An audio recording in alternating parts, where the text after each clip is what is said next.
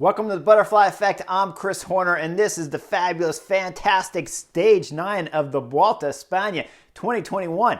188 kilometers, about 115 miles in length, 4 categorized climbs. The second climb is a monster, 29 kilometers long, about 18 miles long, I'm talking, and it's going to summit with about 58 kilometers to go. Then it's an especial climb, one of the hardest you can mark it as. It's the finishing climb, about 13 kilometers, over 6%. The top part is all switchbacks, and we're going to start talking about 14%. It's massive climb, and it comes at the end of the stage, like I said, after 175 kilometers basically have passed. So you're going to have a lot of miles in the legs when you get to that last climb, and you're going to have fantastic form to be able to win this year's Vuelta or win the stage. Now, it's an exciting stage, but the problem is we missed most of it because when the cameras come on and I'm sitting on the couch, it's only about 74 kilometers to go. So we missed all the good stuff. Supposedly, the commentator said it took 90 kilometers for the break to finally get established, and it's 11 guys, 12 if you're counting Damiano Caruso, but he won't be there long because right when the cameras come on, he's attacking and going up the road. So you got Damiano Caruso that has about a minute and 15 gap over the GC favorites, and just chasing him, like in the picture still, is 11 guys chasing from multiple teams, but no Ineos up there and no Jumbo-Visma. Now when we flip back to the Peloton, it's Ineos chasing, and they got a squad of 8. So all 8 riders are still in the race at this point in time, and it's Tom Pidcock, who's been having a hard Vuelta so far. He did win gold in the Mountain Bike Olympics Championships before the Giro started. He's on the front right now, and he's trying to blow up the field. Now, the field at this moment was still okay in size. I'll call it maybe 70, 80 guys. It's hard to tell because they don't give us great pictures of it. But Tom Pidcock's on the front. Jumbo-Visma have a pretty solid squad there, but Tom Pidcock, along with Dylan Van Barle and Pavel Sivakov, will do damage to the Jumbo-Visma guys. Problem is, they do damage to themselves too. When it really comes down to the elite group, there's about 35 guys back there in GC. Ineos is still on the front, and now they're riding Dylan Van Barle and Pavel Sivakov, and it's basically 5 on 5. 5 Ineos riders, 5 Jumbo-Visma riders. Now, somehow Jumbo-Visma have come good, and they're riding great at this stage at the Vuelta. Sepp Kuss, he looked good on the mountain stages earlier. Steven Kruijswijk, he was riding on the front for Primoz Roglic on the last mountain stage. He's in the front group for sure. Sam Oomen's in the front group, and along with Sam Oomen, you got Bauman for Jumbo-Visma that's hanging in tough. That's 5 against 5. That's pretty good odds. So when I'm sitting on the couch, it didn't quite look clear to me. I didn't agree with the tactics because all I see them doing is pulling Primoz Roglic. I had to actually finish the stage, go back and watch the beginning, and then take another view at it.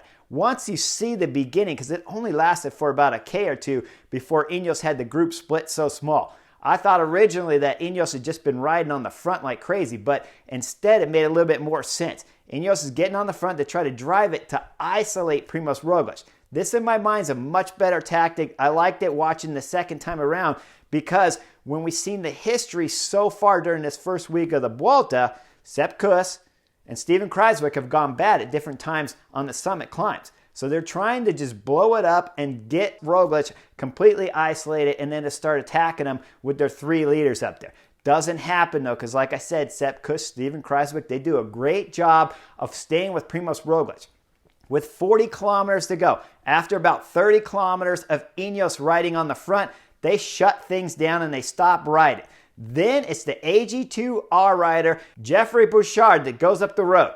Now, this was fabulous timing from Geoffrey Bouchard because you have the single rider, Damiano Caruso, with about a minute and 15 gap up the front. Then there's only a 20-second, 30-second gap between the 4 breakaway guys and the main field. The 4 breakaway guys, Armas Keta, Caja Royal, Roman Bardet DSM, along with his teammate Tusveld, and Rafael Micah from UAE Team Emirates. Now, Bouchard to do a great job, and he'll bridge across after about 8 kilometers. He reaches the front group and goes straight to the front because of the gap out to Damiano Caruso just keeps extending.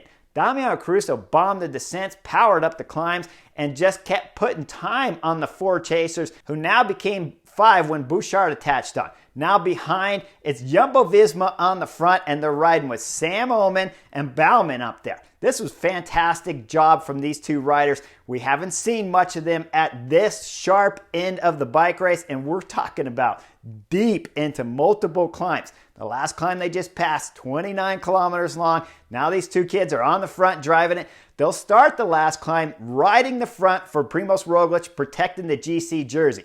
Up front, Damiano Caruso starts the last climb with a 5-minute lead. The 4 leaders, they just blow up and disintegrate as they start attacking each other, but they're not going to make any time on Damiano Caruso, who's driving it up front. Now behind the GC favorites, they start going hard when Ineos jump on the front with about 10.5 kilometers to go from the finish line.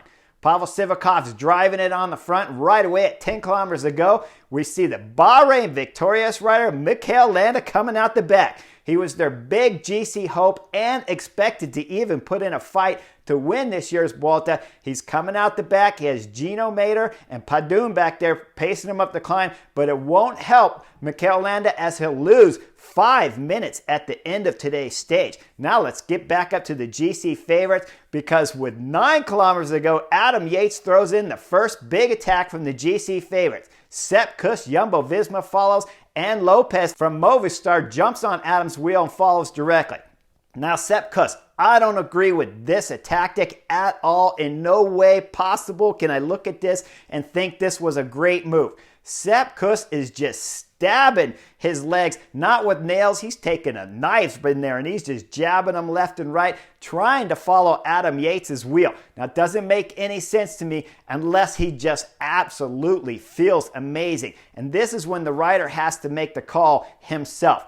I don't believe in ever breaking the number 1 rule unless you are so absolutely sure your legs are fabulous that you can be up there and for sure not get dropped. But remember, you got Primoz Roglic, number 1 rider in the world on your team, and Sepp Kuss is following Adam Yates instead of staying with his leader. Now, in my world of tactics, I would have just kept Sepp Kuss back there. I would have had him pace. If I'm Primoz Roglic, had him pace, do a hard acceleration to bring Adam Yates back while keeping my legs, my Primoz Roglic fresh legs, in just fantastic form and keep him feeling great. Instead, Sepp Kuss goes, and Sepp Kuss starts to blow with Adam Yates' second acceleration. We'll see Sepp Kuss starting to hurt. Primoz Roglic, 1 kilometer later, will bridge across. And man, he bridges across like he could have been smoking a cigarette and make it across. He's got Enric Mas along for company. Egan Bernal is doing everything he can, but he's closing the gap. He will make it up there, but always suffering with every acceleration. Now, 1 kilometer later, we're talking about 7K to go. Adam Yates throws in another attack. That gets brought back 5 kilometers. Adam Yates throws in another attack, and guess what? Sepp Kuss is going to go with that attack too. I don't know how many times you got to get beat with the ugly stick to understand this is not the right move. This sending Sepp Kuss up the road is just doing nothing.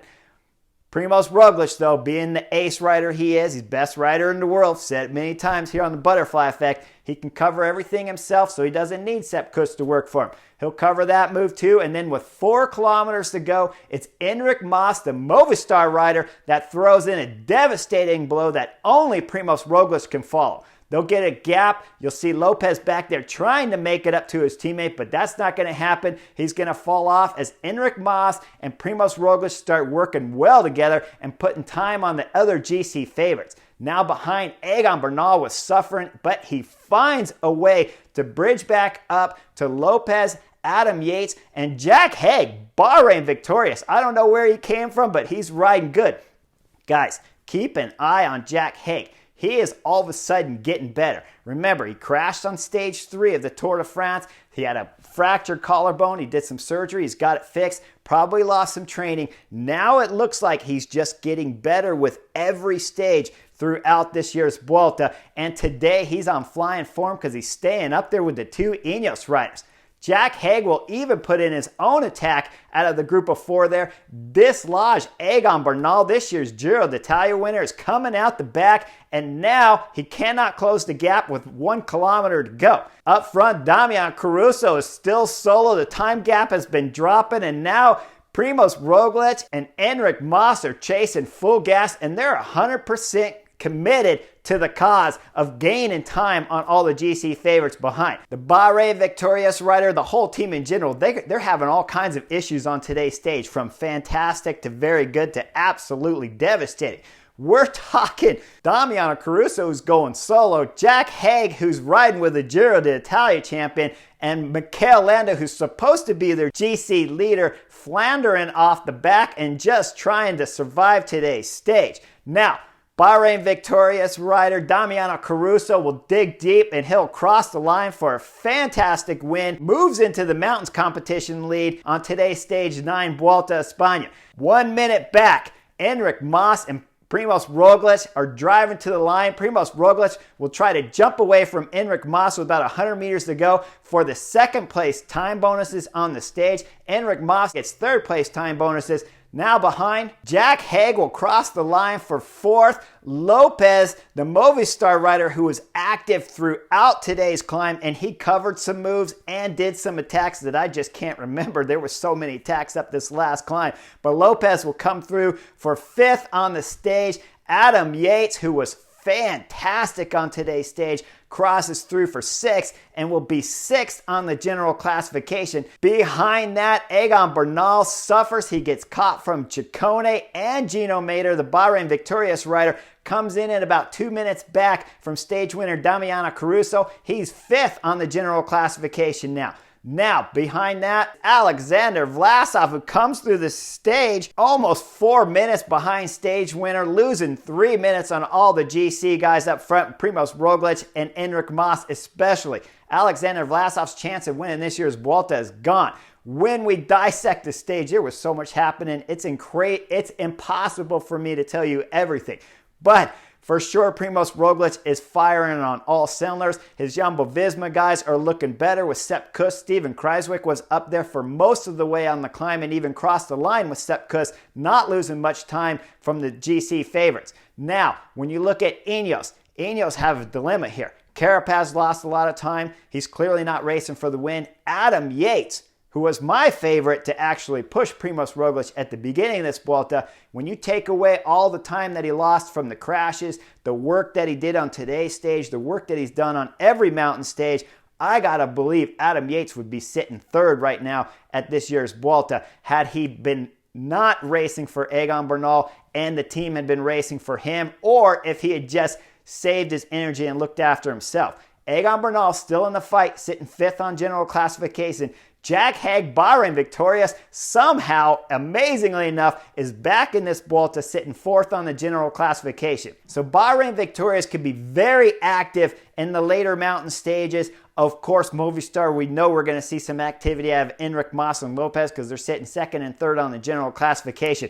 Ineos 5th and 6th, they still got cards to play, but they're losing a little bit of ground when we're talking about winning the red jersey at this year's Vuelta when it's all said and done. Don't count out Adam Yates, though. He looks good. I think if they change the tactics a little bit, we're going to see Adam Yates win stages or possibly move up into the top 3. 1st or 2nd maybe is a little far reach, but 3rd for the podium at this year's Vuelta is definitely possible for Adam Yates along with a stage win. Make sure you guys like and subscribe, and I'll see you real soon.